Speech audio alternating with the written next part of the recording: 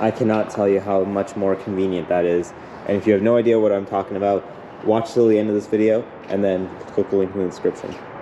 Okay, I'm already 30 minutes late, but on that note, this is a cold start on 1998 BMW Z3. And to add to the lateness, I need to wait about 5 more minutes so that the car warms up. Great!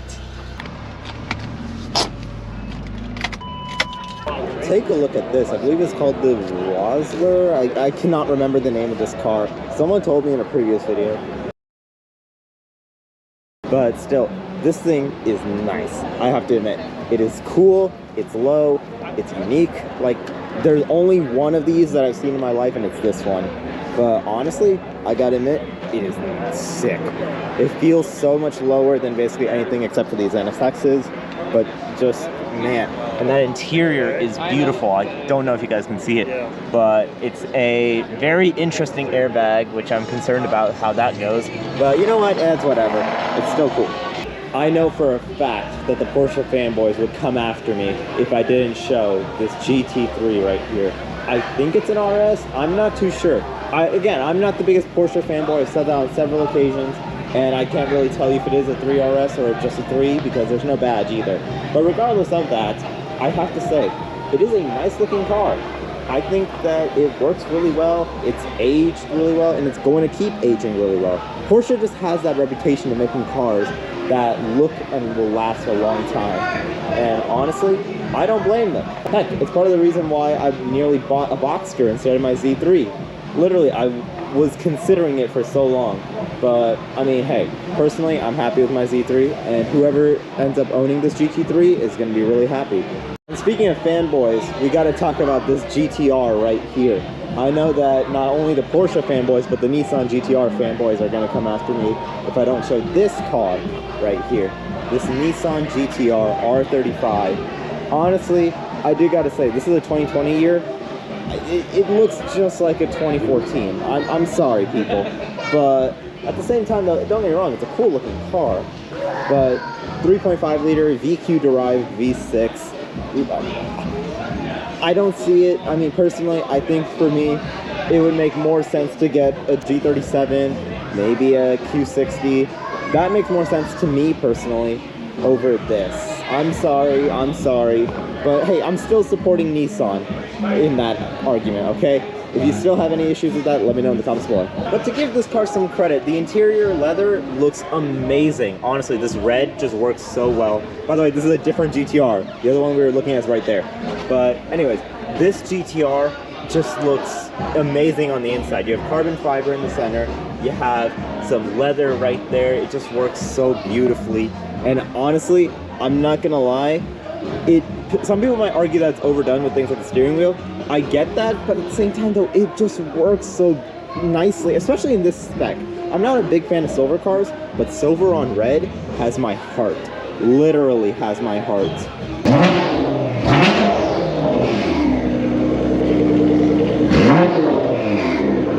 I literally saw this one all the way across, but just take a look at this. This is one of my dream cars right here, the Lexus LC500. Someday, one day, I will own an LC500. In my opinion, one of the best sounding V8s. I know there's a lot of good sounding V8s, and there's a lot that I think sound good. 458 comes to mind, but this 5-liter V8 just sounds perfect to me. Literally, deep, rumbly, Yamaha.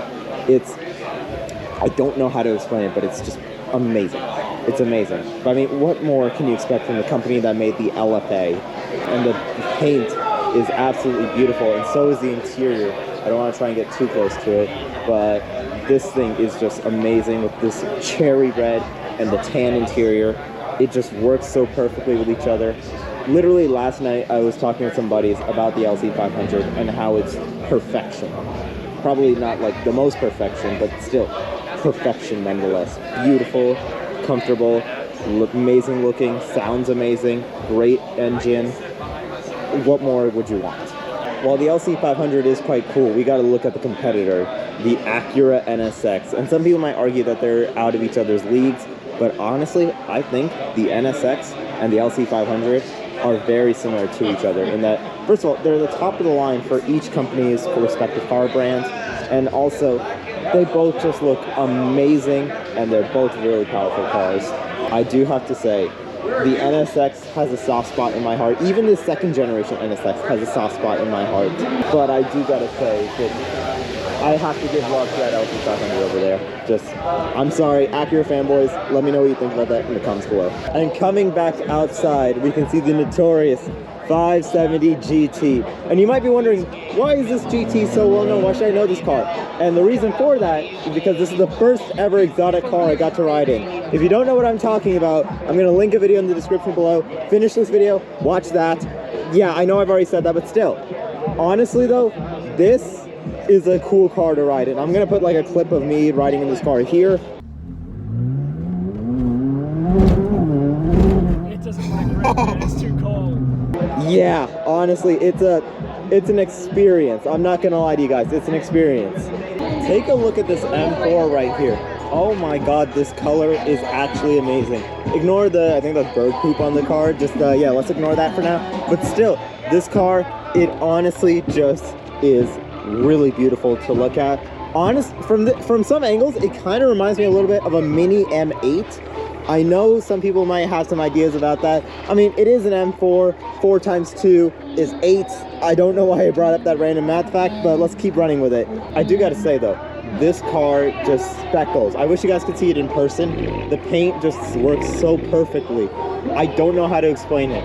And the carbon roof just looks so nice under the sun. And I gotta admit, this Escalade, it sounds nice. I know I've said that I don't like SUVs, but take a look at this lineup right here. We have a Bentayga right here. We have an RSQ8 over here. We have another RSQ8 behind that. We have a Jaguar. I think this is the F-Pace. I don't exactly remember Jaguars all that well. And just a line of another Audi. I think that's an SQ7, and 2 Range Rovers in the back. Honestly, this lineup is quite insane. I'm not gonna lie to you. Take a look at the color on this G-Wagon. I have not seen anything like this. I think it's a G63 AMG. I'm not too sure on that one. But regardless, this color just works so perfectly, and that exhaust sounds quite nice.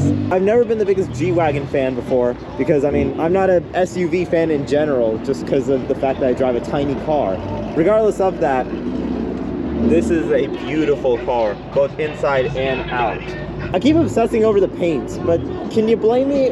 This is a really nice paint color on an AMG, on a G63 AMG, on a G-Wagon in general.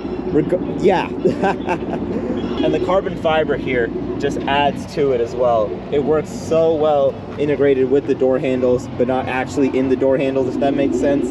But I'm like fanboying, which is weird because I drive a BMW and all that. But it's a cool Mercedes. I can't say that about most Mercedes. Sorry, Mercedes fans. I'm annoying a lot of fans of different cars today, but Mercedes fans, just like the Porsche fans, just like the GTR fans, leave your thoughts in the comments below. Take a look at this M4 right here. And I know this statement is going to annoy a lot of people, but in my opinion, the M4 is a European version of a Mustang. And I know that's gonna confuse and annoy a lot of people, but just hear me out on this, hear me out on this. You have a large, long hooded car that quite frankly drives a bit big, similar to a Mustang, and they're known for losing traction. Like, I could easily find you 3 different videos of an M4 losing traction. I've been in an M4 that's lost traction.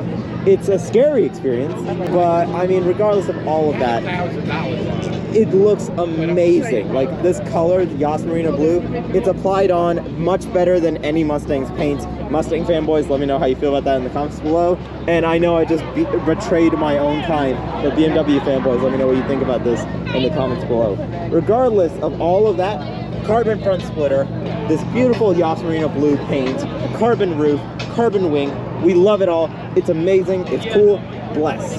Look at this right here, the Nissan 400Z. I think this is the second Z that I've ever seen, which is crazy to believe because I've seen more Ferraris than I've seen this car. But regardless of that, this paint just looks beautiful. Like, I don't know how you describe it. People call it highlighter yellow, but even if it is highlighter yellow, it just looks so nice and it works so well with it. And right here, we have a Camry TRD, which quite frankly, is a really good looking car for what it is. Take a look at this BMW Z3 right here. It's honestly quite an interesting car. This one's covered in pollen, but oh wait, that's my car.